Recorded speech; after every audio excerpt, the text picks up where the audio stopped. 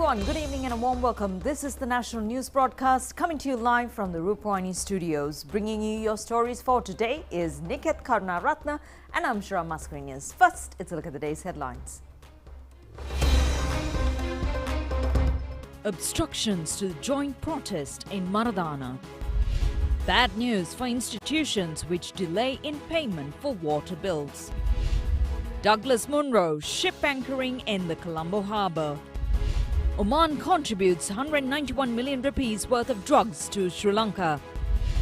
36 school children in Panadura admitted to hospital after breathing a poisonous fume. 4 persons arrested in this regard. North and South Korea exchange missiles. On to the stories in detail now, starting off with local news.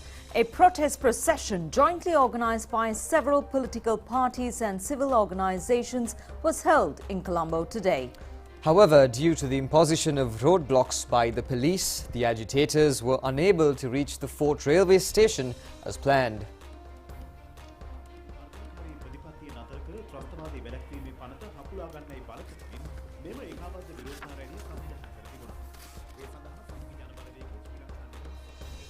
The joint protest campaign has been organised, urging the government to stop its alleged repressive policy and to withdraw the Prevention of Terrorism Act.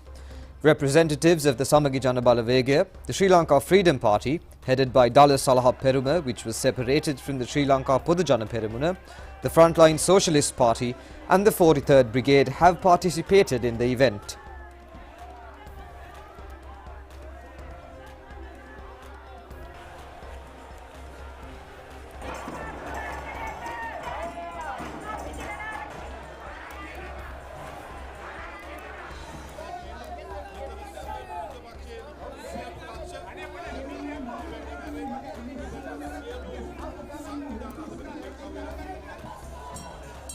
Several civil organizations and student movements also joined the procession. Police have informed the protesters that restrictions have been imposed on the procession.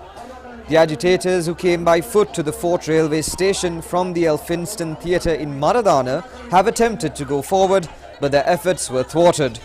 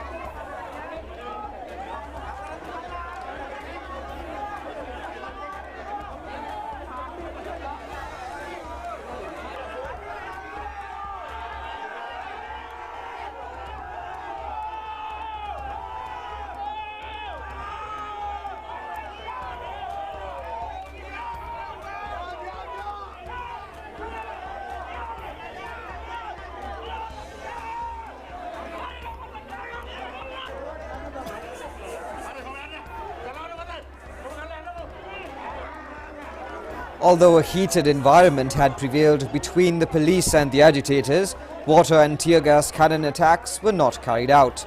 Some of the agitators were seen engaged in small protests at the location.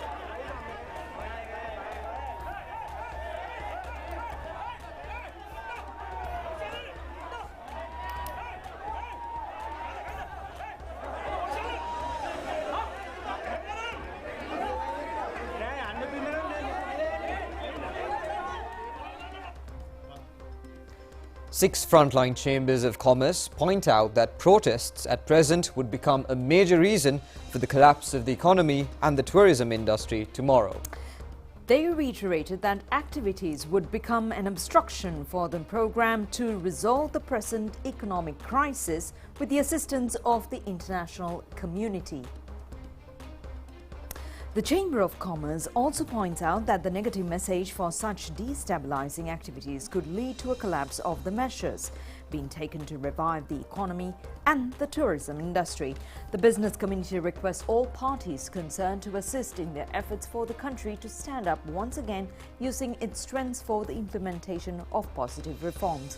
They also point out that they respect the right of freedom and expression of the people, but the agitators should move away from their practice of further burdening the masses and the economic process.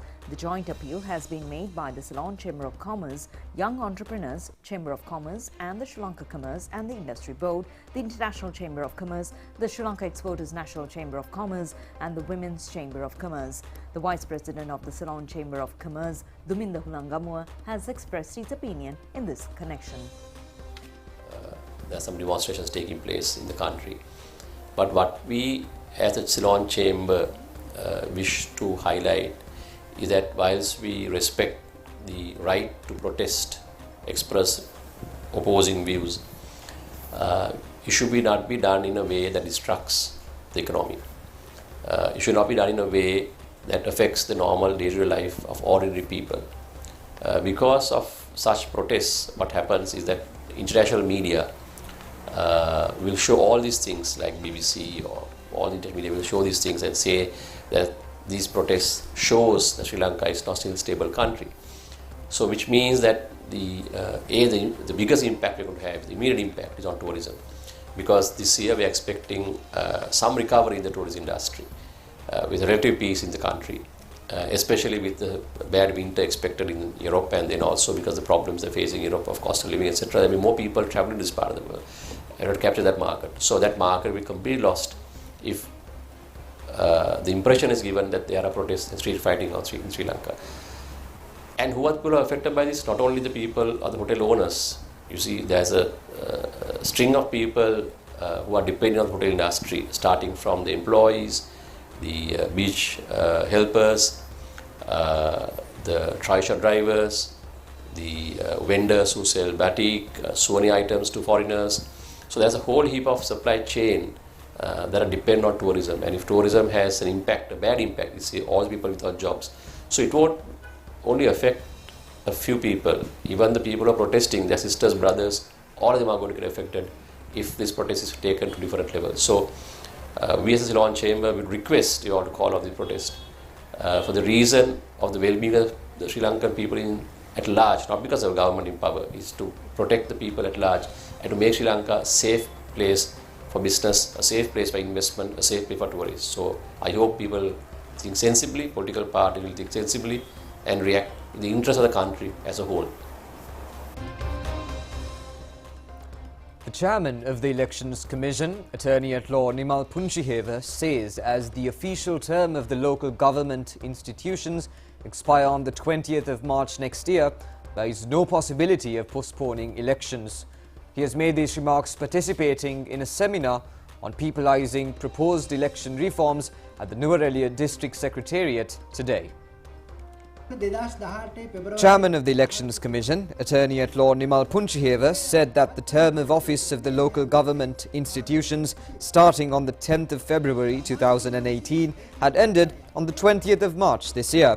However, according to the people powers vested on the minister in charge, the term has been extended up to the 20th of March next year.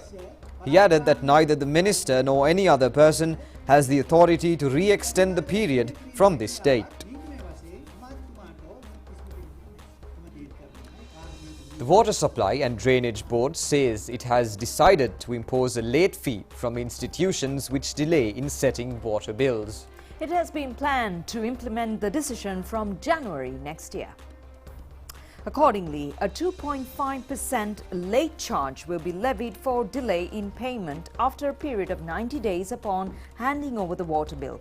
It is for the first time that a decision has been made to recover late fees from the state institutions which delay in paying back water bills. The relevant circular is scheduled to be released shortly. A 90-day grace period has been set as these government institutions need to receive funds from the Treasury for bill payments. However, a late fee is being charged from ordinary consumer after 30 days. So far, NWSDB has charged late fees only from normal water consumers. Now, skin is one of the main features that determines the beauty of a person. people use drugs and ointments to lighten the color of their skins. This is a story for those who are intending to use skin lotions. Moisturizing creams are being used to preserve the wetness of skin. Doctors recommend to minimize consuming food of the types of starch and sugar and to eat more fruits, vegetables, milk and eggs. Excess drinking of water could also pave the way for a healthy skin.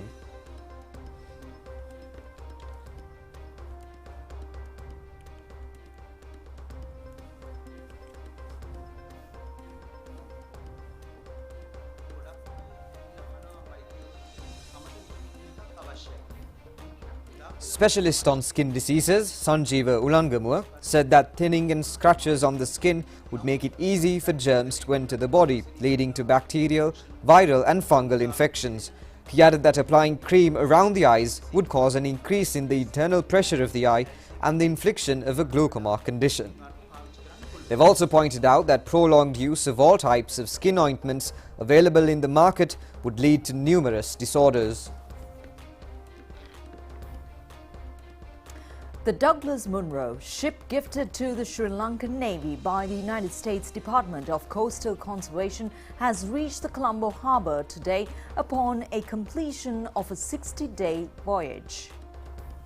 The vessel was officially handed over to the Sri Lankan Navy on the 26th of October last year at the Coast Guard camp at Seattle Harbour. This was the third ship handed over to Sri Lanka Navy by the US Coast Guard Department with the objective of overcoming challenges in the Palp Strait. The crew of 130 sailors of the ship under the command of the commanding officer Captain Lanka Dissanayaka were engaged in training for a period of 10 months. The ship has been modernized to suit the operational requirements of the Sri Lanka Navy.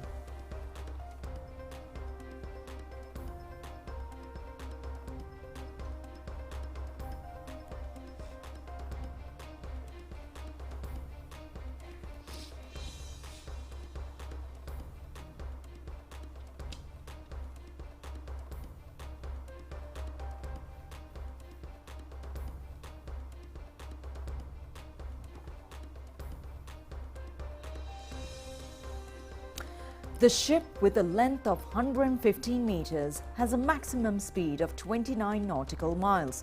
It has the capability of covering naval surveillance of 14,000 nautical miles.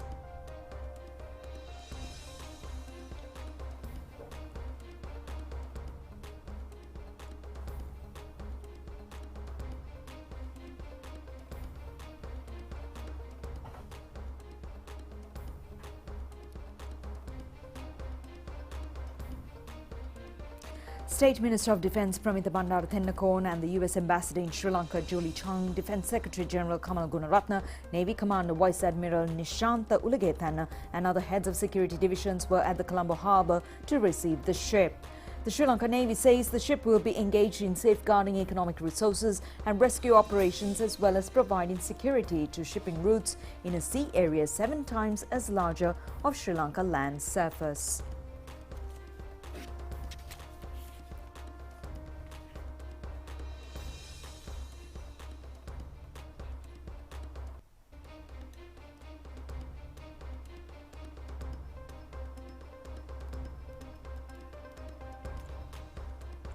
The Sri Lanka Department of Railways is reported to be finalizing the construction of a National Railway Museum.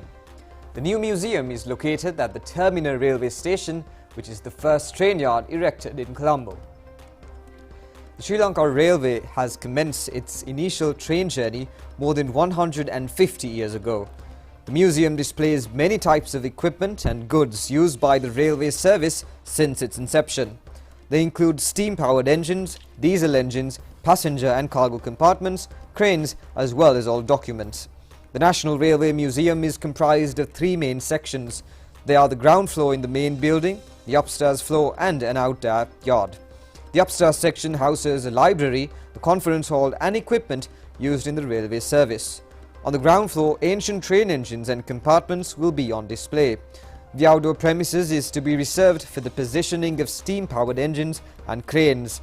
The Sri Lanka Navy is in charge of construction under supervision of the Department of Railways. The State Bank is extending financial support. From a devastating story, here's a bit of a positive thought.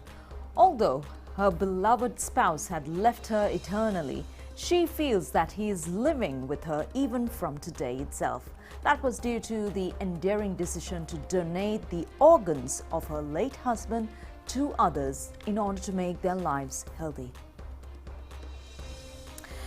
We at the national television received a report on airlifting organs of a dead person from Badulla to Colombo to be transplanted on needy patients.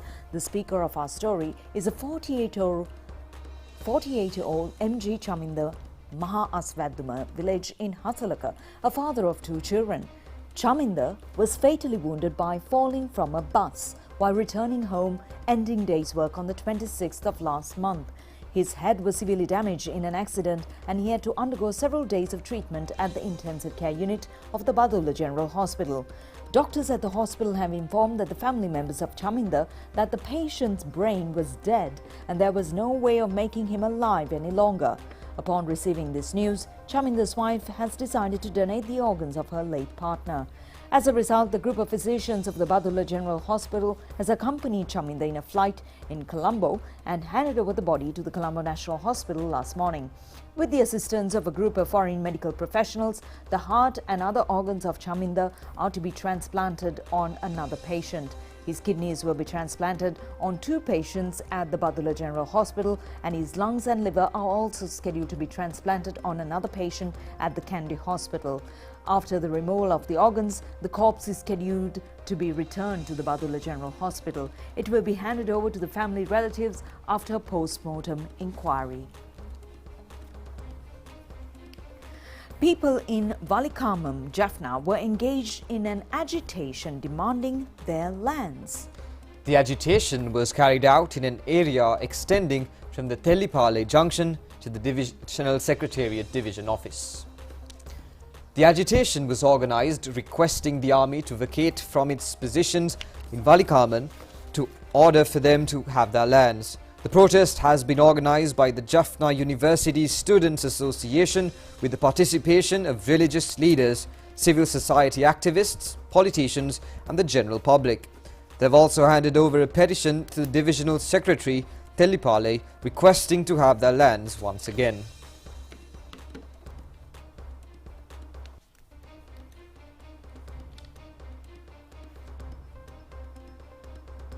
The government of Oman has donated stock of medicine valued at 191 billion rupees to Sri Lanka.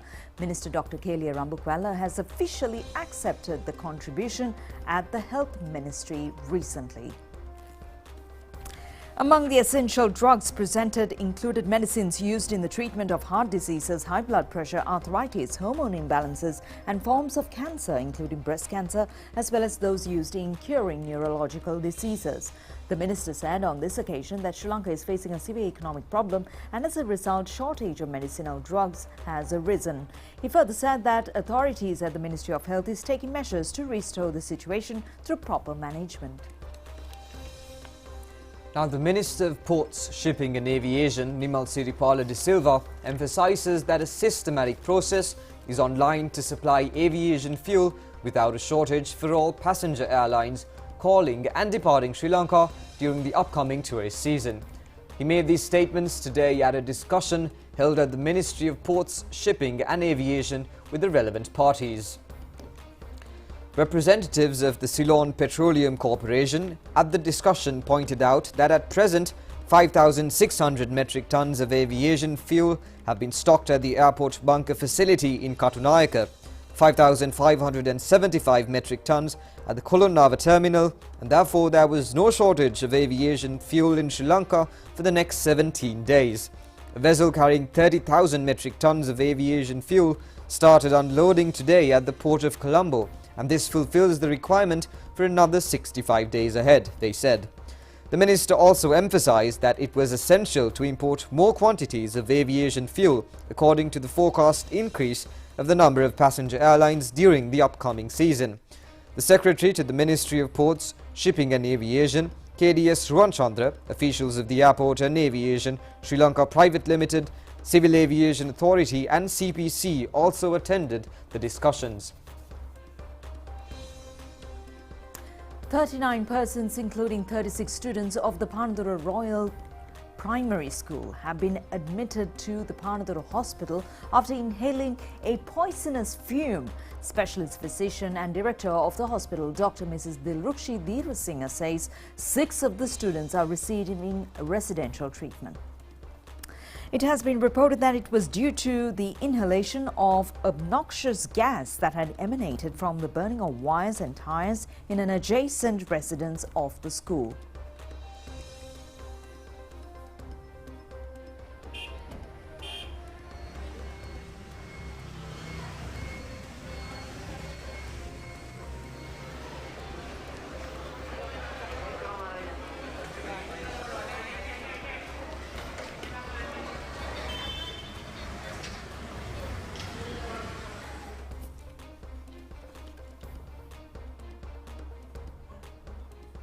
Police investigations have confirmed that the setting of fire has been carried out by 2 persons addicted to drugs.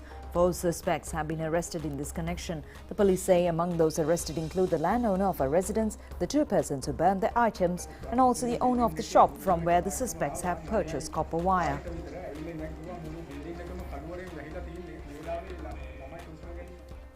President Ranil Wickremesinghe has advised Minister Mahinda Amaraveera to explore on a suitable land for the setting up of wildlife safari park with an extent of 1,000 acres in the northern province.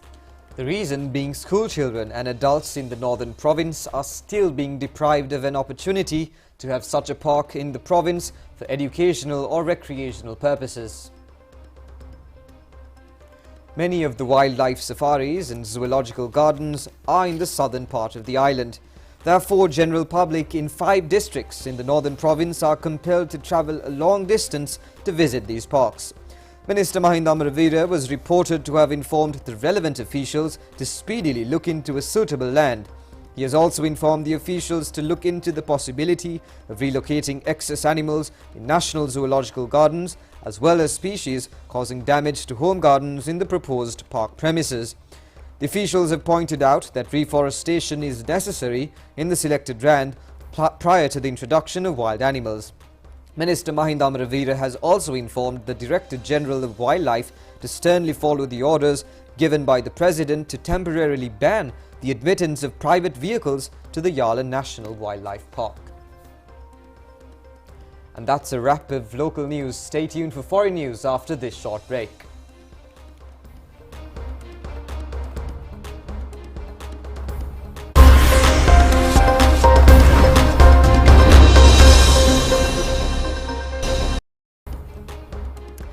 North and South Korea have both fired missiles landing in waters off each other's coast from the first time.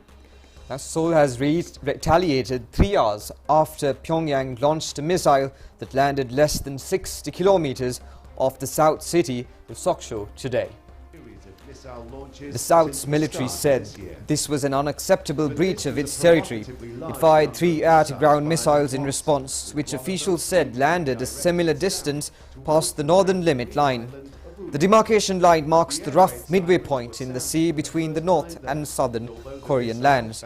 But the North has never accepted the boundary. On Tuesday, North Korea warned that South Korea and the US would pay the most horrible price in history if they continued joint military drills, seen as a veiled threat to use nuclear weapons. The North is expected to resume nuclear weapons testing soon after a 5-year break, with the US and South Korean intelligence saying Pyongyang has completed all the necessary preparations. The tit-for-tat missile launches come during a period of national mourning in South Korea, following in the crowd crush in Seoul at the weekend which killed more than 150 people. North Korea fired at least 10 missiles in both the east and west on Wednesday. South Korean officials say at least one of the North Korean missiles landed about 26 kilometers south of the border, 57 kilometers each of Sokcho, 170 kilometers northwest. South Korea scrambled fighter jets.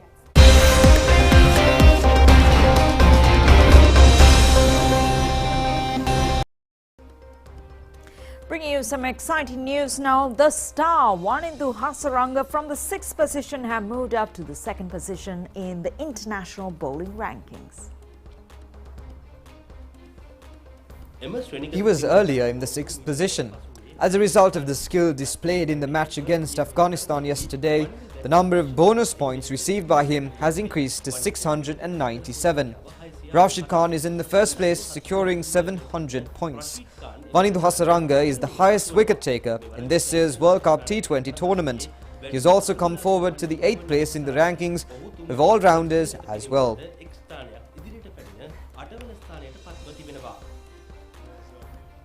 India has secured a 5-run victory against Bangladesh in a T20 World Cup match played in Adelaide, Australia today. India has scored 184 runs for the loss of 6 wickets in 20 overs. Virat Kohli not out 64. Hassan Mahmood took 3 wickets.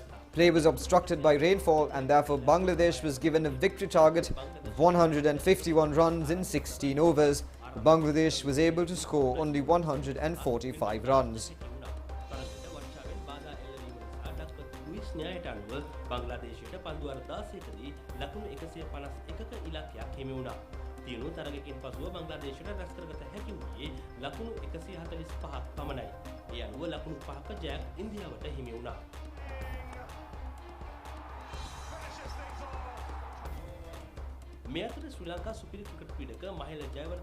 Indian cricketer Virat Kohli broke a record established by Sri Lankan cricketer Mahela Jayawardene at the match against Bangladesh today.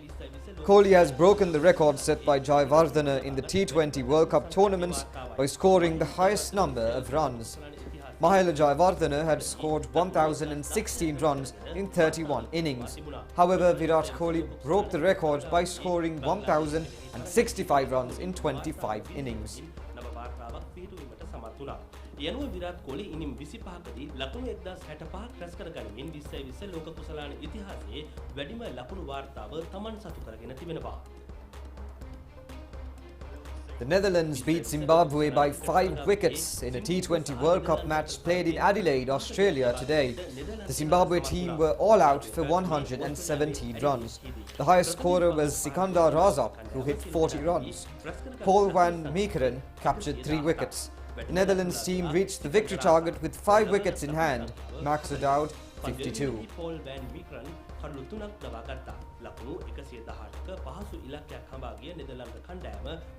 That's it. That's a look at Rupa News for tonight. Tomorrow is day 3 of November, and I hope it's a good one for you.